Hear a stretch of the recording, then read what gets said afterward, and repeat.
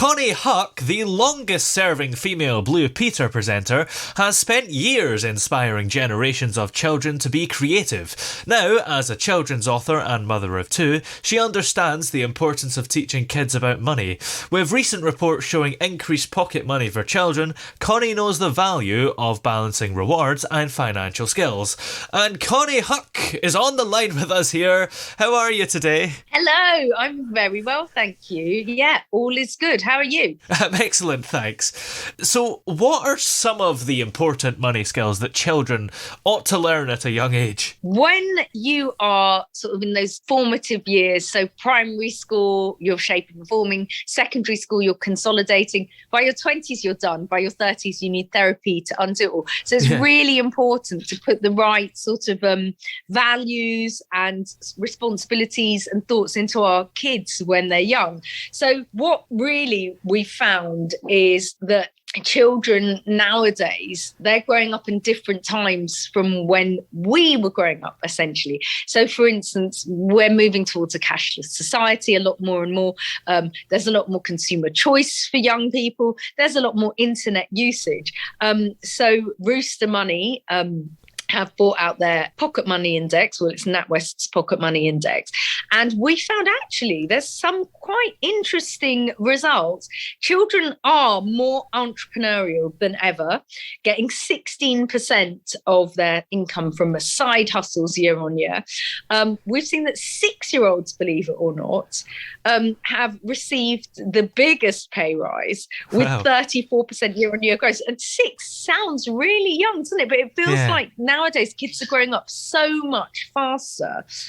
We also found that average earnings for kids have increased by 11%, so outpacing inflation essentially, which is at 10.4% for the same period. But having said that, less kids are actually receiving weekly pocket money as such. And that's probably as a direct result of the pinch that we're feeling at the moment. But then there does seem to be an increase in sort of windfall gains for kids, so such as earning money from the tooth fairy or getting money for your birthday. And chores actually are still so popular, with kids receiving money for doing jobs around the house, such as washing the car or doing the laundry, tidying up, that sort of stuff.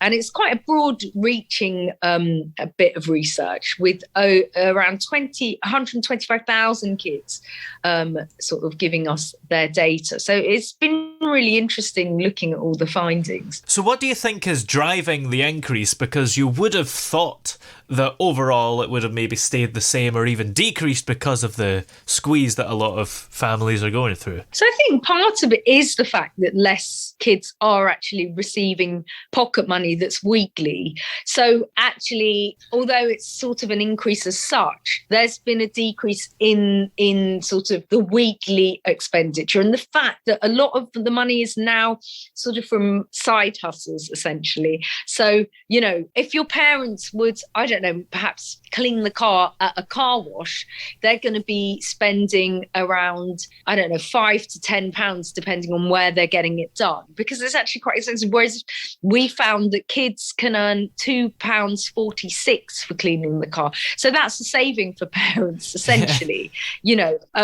Helping in the garden gets 64 pence, which is a lot cheaper than a gardener. I mean, I'm sure kids aren't doing all the gardening stuff, but parents have had to claw back on expenditure, such as, I don't know, maybe having a cleaner, which feels quite sort of luxurious and frivolous when, the bills are mounting up and when, energy consumption is so expensive. So it's all related, isn't it? And it's all knock-on effects, essentially. So I think that's why we're seeing the patterns that we're seeing. Do you think this could continue after the cost of living crisis? Because even if you're not struggling, we all want to save a bit of money. So getting the kids to do something for cheaper is a good idea. Yeah, absolutely. And we don't want our young people to be spoiled. We live in this instant gratification culture where everything is so easy. It's tap and touch, it's click and collect, it's QR codes, it's, Uber and Deliveroo. And actually, it's really important to teach young people the value of money and, the value of budgeting, for instance, or saving, because, it's harder and harder to get on the property ladder and everything is related. And actually, if children realize the value of money when they're young, they're going to take that with them into adulthood. So it's really important to keep on top of it. And with initiatives like Rooster Money, you can make sure you do exactly that. Because, with these YouTube videos that, I don't know, my kids seem to love watching videos of these sort of Americans that are sort of jumping into, swimming pools full of M&Ms and stuff like that. You want to make sure that your kids aren't too frivolous, they're not too spoiled, and they do know the value of everything. We don't want to be a wasteful society. We're living in, environmental chaos at the moment, and everything is interdependent and related. And you mentioned at the start that we're moving towards a cashless society.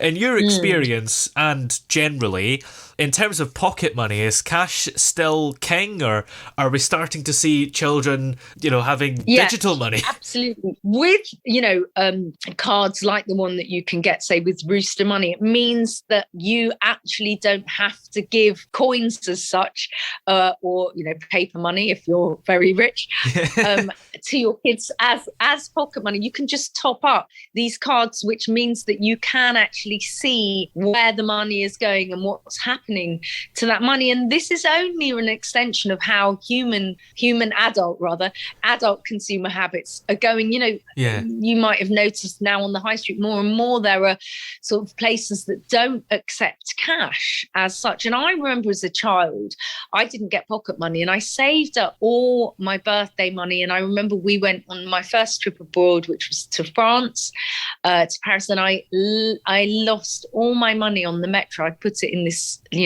little purse that I had got. And actually, I was so devastated. And I wonder whether that, even now I think back to how I felt then. And it was, when I was very young, but essentially things like that you take with you for life. I don't know that didn't help me to become sort of the person that I've come today, where I am very responsible with money. But something like that, if that had existed when I was young, I wouldn't have lost all that money. And, I'm one of these, I leave my phone here, I leave my keys there, so having cashless methods essentially suits me down to the core. Yeah, I had a similar experience. I think I was about 10. I lost my wallet and my parents didn't reimburse me, which was probably the right thing to do, because you learn a lesson from it. You do learn a lesson, and it's a lesson you take with you, and it's important to make sure that kids do become responsible for their own belongings, for their own money, especially, when they make that switch to secondary school where they get a bit of independence. My oldest son is going to secondary school next year, and I really want to make sure that he understands sort of the value of money, because he will be, making his own way to and from school, and his route does go past the shops, and no doubt he'll be walking to and from school with friends. For instance, we've just got him one of these Zip cards so that he'll be able to travel on the bus if he needs to. And, with every sort of bit of independence that they gain, you need to teach them the responsibility that comes with it. And are there any mistakes that parents sometimes make when it comes to pocket money? Well, I think you just touched on a really key one there. And, I know parents that are guilty of it. But, if so many parents would just go, oh, don't worry, you've lost that money. We'll give you more money or whatever. And actually, I think it's a valuable lesson to learn by not doing that. Being a bit stingy, and I don't even like the word stingy, because I don't think, being frugal. I think it's very important to be generous with other people, but generosity shouldn't just be attached to hard cash. Generosity comes in many forms. And actually, actually, the more that people value money as something that can plant trees and save lives, not just buy another top that you don't need, that will become, just sort of a wasted, will you really wear that forever, or will it become unfashionable in 2 weeks' time and you want a new top to replace it? It's important. Longevity is really important. And it's really hard in our sort of instant gratification society to realize the importance of longevity, which has repercussions, such as on our climate. And, everything is interdependent. And, our kids today will be the adults of tomorrow that are ruling the world. So it's important to make sure from a young age that we are growing responsible adults with the right values. And what's the optimum value of pocket money that you should give your child? Because I don't know who would do this, but if you gave your child £100 pocket money, it's probably a bad idea because it would last forever and maybe not teach them much. Absolutely. So I don't give my children any pocket money. Like I said, they might get money if they're, I don't know, got a birthday or something like that. They might. But we found, the average rate of pocket money is now £6.42 per week. So if you think that, that kids, you can't really earn money. I mean, when you're 15, maybe you can get a paper round, or I don't know, actually, what's the earliest you can get a paper round? 13 for a paper round. 13. Okay. Yeah. So if we think that £6.42 is often before they can earn their own money as such, so I would say at the younger end, we found kids are getting pocket money, at the age of 6, which I personally think is too young, but, each to their own, and it might depend on your own lifestyle. But I would say at that end of the scale, but then, lots would say I'm probably stingier than most. For a 6-year-old, a £1 is a lot of money in my book. You can get a lot of, I remember thinking, okay, I'm going to buy 5 penny sweets, but, inflation means you probably can't even get sweets for a penny these days.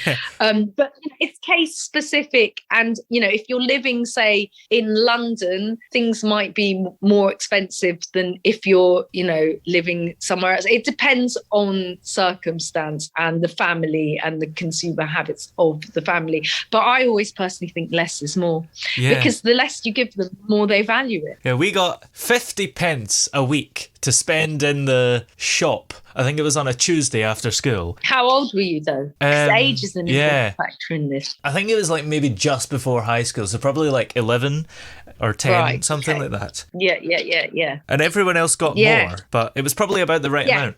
Yes. And do you think you're responsible with money now? Yes, I'd say so. You see, and that's probably why everyone else got more, but you probably valued your money more. Yeah. And now look, you know the value of money and you're quite responsible with it. Yeah.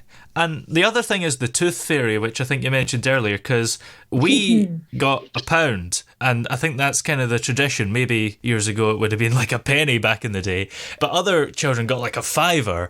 It's interesting, isn't it? Wow, those children were lucky. So we found from our findings from this research that the average is £3.24 for a visit from the tooth fairy. But I'm obviously really stingy. I only still give £1. To the tooth fairy. How many baby teeth do they have? It's so I don't know.